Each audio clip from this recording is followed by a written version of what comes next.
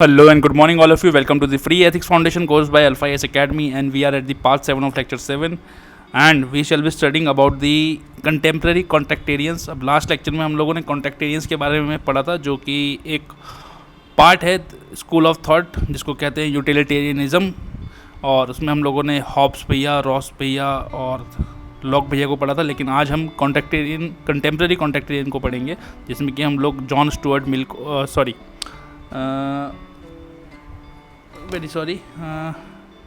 हम लोग John Rawls को पढ़ेंगे और उनकी थ्योरी ऑफ जस्टिस को पढ़ेंगे। So let's begin. तो एक्चुअली दो तीन चीज़ों के प्रेमाइसेस पे जॉन रॉल्स की थ्योरी बेस्ड है, और दो तीन कॉन्सेप्ट्स आपको समझने बहुत ज़रूरी है। जैसे कि आपको लगेगा कि वेल ऑफ इग्नोरेंस क्या है, ठीक है, और ओरिजिनल पॉइंट क्या है, रिफ्लेक्टिव इक्विलिब्रियम क्या है, जस्टिस और फेयरनेस क्या है अकॉर्डिंग टू जॉन रॉल्स। तो जॉन रॉल्स जो थे, थोड़ा सा उन्होंने सोशल जस्टिस पे उनका ज़्यादा ध्यान था। अभी हम आगे देखेंगे सबसे ज़्यादा ध्यान उनको सोशल जस्टिस पे था। वो इक्वालिटी की बात करेंगे, वो इक्वालिटी को एम्फेसिस देंगे, लेकिन वो पॉजिटिव डिस्क्रिमिनेशन की बात भी करेंगे। क्यों पॉजिटिव डिस्क्रिमिनेशन क्यों बात करेंगे वो सोशल जस्टिस के लिए? क्योंकि जो गरीब है या जो पिछड़ा वर्ग है उसको भी समान रूप से सारी अपॉर्चुनिटी मिले, उसके लिए वो पॉजिटिव डिस्क्रिमिनेशन करने के लिए भी कहेंगे, ठीक है। Thus John Rawls concept of social justice give emphasis to fairness. It must be fair to all, to most talented as well as the most disadvantage section. He advocates ethics based on agreement on the philosophy of veil of ignorance and reflective equilibrium। अब well of ignorance क्या है कि आपको जो race, religion, कोई भी differentiation है वो आपको इग्नोर करना है, जो कि रियल लाइफ में पॉसिबल नहीं है, और यही इसका एक क्रिटिसिज्म भी बनेगा आगे चल के।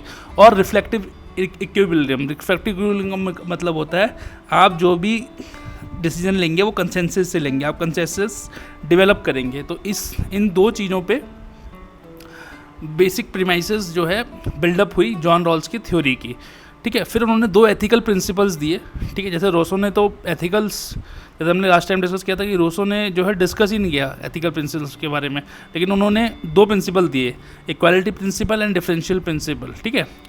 10 वेल ऑफ इग्नोरेंस, ठीक है। अब ये चारों कॉन्सेप्ट देख लेते हैं। 10 John Rawls explain human nature specially sense of justice through the process of veil of ignorance, original position and reflective equilibrium. अब आपको तीनों चीज़ समझाता हूँ और तीनों चीज़ों में एग्जांपल से भी समझाऊंगा आपको। देखो, वेल ऑफ इग्नोरेंस तो मैंने आपको समझा दी कि पीपल जो है should not bring any kind of their background while taking decision, या डिसीजन मेकिंग में आप कोई भी डिस्क्रिमिनेशन ना लेके आएँ, कोई भी बैकग्राउंड ना लेके आएँ, जैसे कास्ट, रिलीजन, रीजन, कोई भी आप चीज़ लेके ना आएँ, ठीक है। They should not be biased towards themself, rather they should play a neutral role, ठीक है। आपको न्यूट्रली करना है। अब ये गवर्नेंस में बहुत इसकी इंपॉर्टेंस आ जाती है, ठीक है। As a civil servants you should have a veil of ignorance, कि आप बैकग्राउंड ना लेके आप न्यूट्रल रहें। जैसे कि भारत, अब तीनों में हम लोग भारत रत्न का एग्जांपल लेंगे, ठीक है। तो वेल ऑफ इग्नोरेंस में भारत रत्न क्या हो गया कि आप जो शॉर्ट लिस्टिंग करें वो किसी भी इन्फ्लुएंस में ना के करें, न्यूट्रल रह के करें, और किसी भी ऐसा नहीं कि आपका कास्ट का, आप बैठे हैं, आपकी कास्ट का कोई बंदा है आपने उसे सिलेक्ट कर लिया, या आपके रिलीजन का कोई बंदा है आपने उसे सिलेक्ट कर दिया, या आपके रीजन का कोई बंदा है आपने उसे सिलेक्ट कर दिया, आपको न्यूट्रल रहना है। तो veil of ignorance leads to neutrality, ठीक है। It tells you to be away from any kind of discrimination. Then original point है कि देखो, आपको जो है डिसाइड कर लेना है पहले ही पैरामीटर्स, ठीक है। The members of the committee should have a meeting of mind at a certain point, है ना। आपका मीटिंग ऑफ पॉइंट होना चाहिए सर्टेन पॉइंट, ठीक है। आपको पहले ही डिसाइड कर लेना है कि आप क्या क्या चीज़ कंसिडरेशन में लेंगे। जैसे आप शॉर्टलिस्ट कर रहे हैं किसी भी चीज़ के लिए, भारत रत्न के लिए आप अगर शॉर्टलिस्ट कर रहे हैं लोगों को, तो आपको पहले से पता होना चाहिए कि आप कैसे कैसे जाएंगे, कैसे कैसे सिलेक्ट करेंगे, कौन कौन से लोगों को सिलेक्ट करेंगे, ठीक है। जैसे in case of Nobel prizes only alive person are taken into consideration for award. अब ये उनका ओरिजिनल पॉइंट है, ठीक है। अब ऐसे ही आपने अगर डिसाइड कर दिया कि भारत रत्न जो है आप किसी मृत व्यक्ति को भी दे सकते हैं और किसी जीवित व्यक्ति को भी दे सकते हैं, तो वो आपका ओरिजिनल पॉइंट हो गया। ऐसे ही रिफ्लेक्टिव इक्विलिब्रियम, अब रिफ्लेक्टिव इक्विलिब्रियम जो है वो जस्टिस से रिलेटेड है, ठीक है। जब आप रिफ्लेक्ट करना चाहिए, ठीक है, रिफ्लेक्टिव इक्विलिब्रियम का करना कि रिफ्लेक्ट करना चाहिए, दिखना चाहिए, ठीक है। ऐसा नहीं कि आपने कोई डिसीजन ले लिया और जब वो गलत दिखे, एट द प्राइमा फेसाई गलत दिखे, ठीक है। आपके पास एस्टैब्लिश्ड स्टैंडर्ड्स होने चाहिए जो आप पीपल शॉर्टलिस्ट करेंगे, जैसे भारत रत्न के टाइम पे it's state of consensus by the jury members that is agreement for established standards to shortlisted persons for Bharat Ratna. और जब वो आप भारत रत्न देंगे तो it should be seem to be just, it should be seems to be fair, ठीक है। अब ये रिफ्लेक्टिव इक्विलिब्रियम जैसे जजेस का अपॉइंटमेंट है, वहाँ ये पाया नहीं जाता, लोगों को कई बार लोगों को लगता है कि यार जस्ट नहीं है या भाई भतीजावाद चल रहा है, ठीक है। इसीलिए एनजेसी लाया गया था, लेकिन उन्होंने चलो रिजेक्ट हो गया। बट एग्जाम्पल देने के लिए, जैसे मतलब रिफ्लेक्टिव इक्विलिब्रियम का मतलब है कि भैया जो भी चीज़ होगी ऐसा आपको जस्ट और फेयर दिखनी चाहिए कि हाँ नहीं ठीक हो। जैसे वाजपेयी जी को भारत रत्न दिया गया तो वो आपको जस्ट और फेयर लगा, दिखा कि जस्टिस हुआ। जब जस्टिस हुआ दिखा आपको कि नहीं ठीक हुआ तो मतलब रिफ्लेक्टिव इक्विलिब्रियम है, ठीक है। आपको अगर नहीं लगा कि जस्टिस नहीं हुआ, ठीक है, आपने मान लिया आपने किसी भाव विभोर में आके किसी टेररिस्ट को कोई अवार्ड दे दिया तो लोगों का लगेगा नहीं गलत बात है, तो रिफ्लेक्टिव इक्विलिब्रियम नहीं होगा। ऐसी जब कल को कलाम साहब को आप भारत रत्न देंगे तो लोगों को लगेगा कि नहीं जस्ट है, मिलना चाहिए, ड्यू है उनके लिए, है ना। ऐसे व्यक्तियों को मिलना चाहिए और लोगों को लगेगा it is just and fair and that the justice has been done, he is eligible and he was eligible at the, जब वो जीवित थे तभी वो एलिजिबल थे नोबल भारत रत्न पाने के लिए। तो अब तो वो चले गए, उनको मिला तो लोगों को लगेगा नहीं ठीक मिला। तो आपको दिखाना है कि क्या है और क्या नहीं है, जस्टिस हुआ या नहीं हुआ। तो जस्टिस कैन बी फेयरनेस और रिफ्लेक्टिव इक्विलिब्रियम, है ना, जस्टिस रिफ्लेक्टिव इक्विलिब्रियम एक जैसे ही कनेक्टेड हो जाएंगे जॉन रॉल्स की थ्योरी में, ठीक है। और consensus achieve by the people on any subject matter issues और प्रॉब्लम, कोई भी कंसेंसस आप अचीव कर लिया। नाउ जॉन रॉल्स की जो प्रिंसिपल है वो दो प्रीमाइसेस पे बेस्ड है, या प्रीमाइस ऑफ रिफ्लेक्टिव इक्विलिब्रियम जो है दो प्रीमाइसेस पे बेस्ड है, ठीक है। एक है इक्वालिटी प्रिंसिपल, एक है डिफरेंशियल प्रिंसिपल। अब इक्वालिटी प्रिंसिपल आप सभी को पता है। इक्वालिटी प्रिंसिपल क्या बोलता है, every person should enjoy equal rights in terms of freedom of speech, assembly, privacy etcetera, in terms of political rights, liberty, equality, freedom, सब कुछ होना चाहिए और वो इक्वली होना चाहिए, सबको बराबर मिलना चाहिए, उसमें किसी प्रकार का कोई भी भेदभाव नहीं होना चाहिए। डिफरेंशियल प्रिंसिपल क्या बोलेगा, differential principle social economic rights की केस में अप्लाई किया जाता है, ठीक है। वो बोलता है different people should be treated differently. इसीलिए डिफरेंशियल प्रिंसिपल जो है रिजर्वेशंस को जस्टिफाई करेगा कि कोई जो वर्ग पीछे छूट गया है समाज में, गरीब रह गया है, किसी का ऑपरेशन हो रहा है, तो जो उनको ऊपर लाना है या उनको साथ में लाना है या साथ में आपको उनको इक्वालिटी पे लाना है, अगर तो उसके लिए उसको डिफरेंशियल प्रिंसिपल लाना पड़ेगा, आपको डिफरेंशियली उसको ट्रीट करना पड़ेगा, उसको आपको रिजर्वेशन देना पड़ेगा, उसको हेल्प करनी पड़ेगी, तभी वो ऊपर आ पाएगा। 10 differential principle advocate social economic justice और social justice, that's why Rawls theory of justice is linked with social justice, ठीक है। जो रॉल्स की जो थ्योरी ऑफ जस्टिस है it is linked to social justice, social justice के बहुत पास है, ठीक है। Rawls is a strong critic of utilitarian philosophy of the greatest good to greatest number of people. Under this philosophy some will always be worse of, ठीक है। Under this philosophy देखो Rawls है क्या, एक कंटेम्प्रेरी कॉन्ट्रैक्टेरियन है। कॉन्ट्रैक्टेरियन कहाँ से आते हैं, यूटिलिटेरियनिज्म से, लेकिन रॉल जो हैं यूटिलिटेरियनिज्म को क्रिटिक भी हैं बहुत बड़े। वो कहते हैं कि जो यूटिलिटेरियनिज्म ये मानते हैं ना कि greatest good to greater number of people, greatest number of people but not all people, और कि भैया यूटिलिटेरियनिज्म में भाई greatest good to greatest number of people है तो कुछ लोग तो मतलब वर्स ऑफ रह जाएंगे। तो रॉल्स इसको इसलिए बहुत क्रिटिक करते हैं कि यार ये सही थ्योरी नहीं है, इसमें तो कुछ लोग तो वर्स ऑफ रह जाएंगे, ठीक है। इसलिए जॉन बोलते हैं कि ठीक है चिल रहो, मैं अपनी थ्योरी देता हूँ तुम्हें, ठीक है। उन्होंने कहा कि he considers political rights like liberty, equality and freedom is essential for individuals and they have sanctities और they are saint in nature. वो कभी भी छीनी नहीं जानी चाहिए पॉलिटिकल राइट्स, ठीक है। अब स्टेट जो है cannot take away political rights in the name of social economic benefits, ठीक है, कि मुझे सोशल इकोनॉमिक बेनिफिट्स देने हैं किसी को तो मैं पॉलिटिकल राइट्स लूँ। उन्होंने कहा कि पॉलिटिकल राइट्स एक्रोसेंट है, उसे स्टेट नहीं ले सकता है, ठीक है। Now this concept in India में कैसे वो अप्लाई होगा, रिजर्वेशन इशू, क्योंकि वो क्या बोल रहे हैं, वो डिफरेंशियल प्रिंसिपल की बात कर रहे हैं, ठीक है। तो जो रिजर्वेशन का इशू है कि whether the some caste should get reservation is valid और नॉट, वो डिफरेंशियल प्रिंसिपल से सिद्ध होता है। ऐसी इन्वायरमेंट की बात करें तो maintain balance between biodiversity and development, increase in the area of eco sensitive zone, ठीक है। Then economic issues like increase in FDI, monetary policy और even the present demonetization issue can be examined through Rawls concept. Tradition we also example and introspect various traditional practices and customs like Jallikattu, क्योंकि ये सब किस में आ जाएंगे, differential principle में।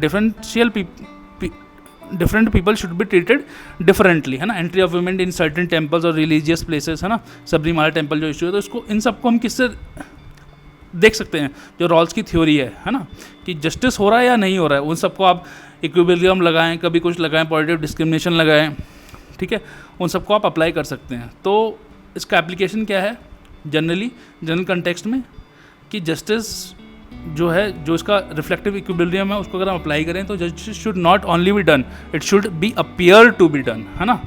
Justice होना ही नहीं चाहिए पेपर में, नहीं कि आपने पेपर में ऑर्डर साइन कर दिया, जजमेंट दे दिया, it should be seen to be done, वो ज़मीन पर भी उतरना चाहिए, ठीक है। Then individual context, people should think rationally and logically so they can behave in fair manner, they own moral and social responsibility. Or governance to uphold social justice. In India social justice has become a part of governance. In 9th 5-year plan में governance का part बना social justice, और social justice की बात Rawls भैया करते ही हैं, तो इंडियन गवर्नमेंट बोला कि ठीक है हम जो है करेंगे, और उसका गवर्नेंस का फिर 2 ऑब्जेक्टिव बन जाएगा कि to uphold the political rights, क्योंकि वो कहते हैं कि पॉलिटिकल राइट्स आप नहीं ले सकते लोगों की, और आपको वेलफेयर करना है पीपल का, तो ये बहुत ज़रूरी हो जाएगा। अब गवर्नेंस में थ्योरी कैसे एप्लीकेबल है, सबसे बात पहले आ जाएगा प्रोसीजरल जस्टिस, ठीक है। जो प्रोसीजर है, जो भी प्रोसीजर है किसी जस्टिस को देने का या कोई चीज़ भी अप्लाई करने का, वो फेयर होना चाहिए, ओपन होना चाहिए एंड ट्रांसपेरेंट होना चाहिए। मतलब ओपन एंड ट्रांसपेरेंट एक ही बात हो गई, फेयर और ट्रांसपेरेंट होना चाहिए, मतलब लोगों को पता रहना चाहिए क्या हो रहा है क्या नहीं हो रहा है, ऐसे नहीं कि आप छुपे छुपे आपने कुछ कर लिया, ठीक है। देन रिडिस्ट्रीब्यूटिव जस्टिस होना चाहिए, जो कंसंट्रेशन ऑफ वेल्थ हो गया लोगों के हाथ में, इनकम इनक्वालिटी बढ़ रही है, तो रॉल्स भैया बोल रहे हैं कि उसको डिवाइड करो यार, रिडिस्ट्रीब्यूटिव जस्टिस दो, उसको जो है अमीर से लेके गरीब को दो, ठीक है। Then organisational justice, civil servant service as an organisation should have a sense of justice, है ना। और वो जस्टिस यार देखो, मतलब आपके पास कोई पेंशन लेने के लिए आया एक व्यक्ति, उसकी 5 साल से पेंशन रुकी हुई है वृद्ध व्यक्ति की, ठीक है, वो आपके पास आया, आप डिस्ट्रिक्ट मैजिस्ट्रेट, ठीक है, आपने क्या किया, आपने ऑर्डर पास किया कि तुरंत तत्कालीन प्रभाव से अभी इनकी जो है 5 साल की विद इंटरेस्ट वो दी जाए। आपने ऑर्डर तो पास कर दिया, 2 साल और निकल गए, लेकिन आपके ऑर्डर के बावजूद उस बंदे की पेंशन पूरी नहीं मिली, तो क्या जस्टिस हुआ या नहीं हुआ? नहीं हुआ, ठीक है। तो जस्टिस रॉल्स भैया बोलते हैं कि ठीक है भैया, जस्टिस दिखना भी चाहिए, ऐसा नहीं कि आपने कर दिया, तो ऑर्गेनाइजेशनल जस्टिस होना चाहिए, ठीक है। Theory of justice applicable to those who govern and those who are govern, तो सिटीजन्स एंड स्टेट दोनों पे अप्लाई होती है। जैसे आधार का इशू है, ठीक है, अब आधार ने क्या किया कि सोशल इकोनॉमिक बेनिफिट देने के लिए आपकी पॉलिटिकल राइट वायलेट कर दी, राइट टू प्राइवेसी, ठीक है, लेकिन रॉल्स भैया बोलते हैं ऐसा नहीं होना चाहिए, ठीक है, आपको ऐसा नहीं करना है, जो पॉलिटिकल राइट्स हैं वो आपकी सैक्रोसेंट है। क्रिटिसिज्म क्या है थ्योरी का? सबसे पहले तो कि जो आपका वेल ऑफ इग्नोरेंस है वो प्रैक्टिकली तो पॉसिबल है नहीं, क्योंकि आदमी जो है इन्फ्लुएंस होता ही होता है ना, कोई कम होता है कोई ज़्यादा होता है, लेकिन इन्फ्लुएंस ज़रूर होता है, ठीक है।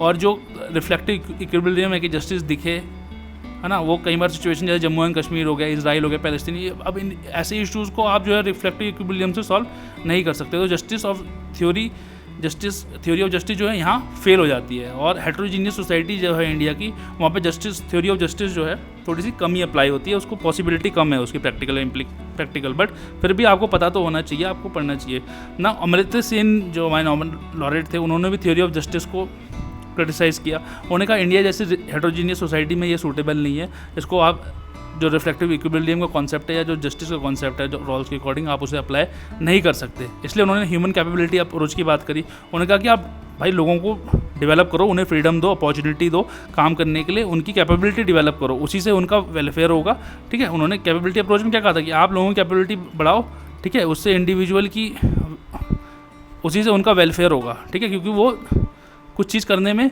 सक्षम होंगे, ठीक है। It sees development as extension of people capabilities. It is an enabling, empowering preposition. भाई मतलब वही बात होगी कि आपको एम्पावर करना है, किसी को कोई स्किल दे दी, किसी को पढ़ा दिया, उसकी बात करी। और 2 तो उन्होंने एक्सपेक्ट बात करी कि हेल्थ और एजुकेशन में कैपेबिलिटी आपको बढ़ानी ही बढ़ानी है, मैंने नहीं, अमृता सिंह जी ने बात करी, ठीक है। अमृता सिंह जी ने कहा कि आपको कैपेबिलिटी बढ़ानी है। The emphasis is not only on how people actually function but also on having the capabilities which are practical choices to achieve outcomes that they value and have reason to value। ठीक है, तो capability approach देखो यही बोलती है कि आप provide करें, आदमी जो पाना चाहता है वो अपने जीवन में सही चीज़ जो पाना चाहता है या वो पा पाए, उसके लिए प्रॉपर आपको उसकी एजुकेशन, उसका हेल्थ का ख्याल रखना है, तभी वो पा पाएगा। तो वही कैपेबिलिटी अप्रोच थी। इनफैक्ट सुप्रीम कोर्ट ने भी अब कैपेबिलिटी अप्रोच को कई बार रेफ़र किया है। जैसे वो कहते हैं सोशल जस्टिस की कैपेबिलिटी अप्रोच ज़रूरी है। ठीक है भाई, आप स्किल कर दो, आप हर किसी को पढ़ा दो, एजुकेशन फ्री कर दो, सबको बराबर एजुकेशन मिल रही है तो लोग ठीक है 10 में से 8 लोग तो गरीबी से बाहर आएंगे। ठीक है, ऐसे ही late justice JS Verma committee थी, उन्होंने जब क्रिमिनल लॉ अमेंडमेंट की थी in the after the Nirbhaya incident, वहाँ पे भी उन्होंने कैपेबिलिटी अप्रोच की बात की थी कि भाई आप इस अप्रोच का इस्तेमाल करें। ठीक है, कंक्लूजन क्या है कि it provides ideas and principles to the society, theory of justice का। अब हम ठीक है, individuals administration to uphold justice in a balanced manner. ठीक है, India too we have given maximum liberty and equality of opportunity for free enterprise. However, we have provided a slew of welfare programs as a safety net for the disadvantaged section to protect them. Moreover, the Indian Constitution has provided for reservation to, तो ये वाला जो part है कि हमने liberty और equality दे रखी है, ये तो इक्वालिटी प्रिंसिपल को अपहोल्ड करने के लिए। ठीक है, इससे इक्वालिटी प्रिंसिपल होगा, इससे जस्टिस आएगा सोसाइटी में। ठीक है, कि भाई सबको हमने बराबर दे रखा है, और ये डिफरेंशियल उसको अपहोल्ड करेगा कि वेलफेयर प्रोग्राम्स हैं भाई, डिसएडवांटेज जो सेक्शन है उनके लिए वुमेन एम्पावरमेंट, वुमेन रिजर्वेशन है पंचायत में जैसे, तो वो क्या है एक टाइप का डिफरेंशियल वो है just to for the social economic justice. ठीक है, इंडियन कॉन्स्टिट्यूशन भी रिजर्वेशन के लिए प्रोवाइड करता है कि कास्ट बेस, अब तो इकोनॉमिक बेसिस पे भी रिजर्वेशन दिया जा रहा है, तो वो क्या है it is for to achieve the social economic justice in the society. ठीक है, the constitution has favoured establish an egalitarian society instead of a meritocratic society. Because थोड़ा सा करना है बट ठीक है, हमें इगैलिटेरियन सोसाइटी अचीव करनी है, हमें मेरिट से क्या लेना देना, सब लोग खुश रहने चाहिए, समान रूप से सब लोग खुश रहने चाहिए, सबको समान अवसर मिलना चाहिए काम करने का और सही तरीके से काम करने का, अपने आप को कैपेबल बनाने का, और उसी से जो है हमारा देश बेहतर होगा। थोड़ा सा यूटिलिटेरियन और थ्योरी ऑफ जस्टिस के बीच में फ़र्क देख लेते हैं। यूटिलिटेरिज्म क्या कहते थे, greatest good to greater number of people. Theory of justice कहती है कि भाई आपको जस्टिस देना और जस्टिस सबको देना है। ठीक है, आपका एक भी बंदा छूटना नहीं चाहिए।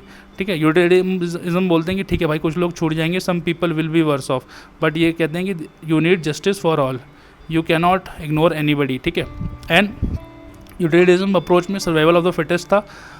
Socio economic justice through redistribution of wealth की बात करी किसने, थ्योरी ऑफ जस्टिस ने।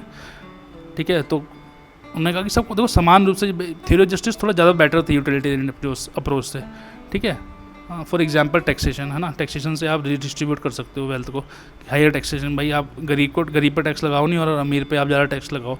ठीक है, तो और लेकिन प्रोपोर्शनेट होना चाहिए, ऐसा नहीं कि आपकी इकोनॉमी ख़त्म ही हो गई। तो प्रैक्टिकल नहीं है थोड़ा सा, बट आपको अचीव तो यही करना है लॉन्ग रन में।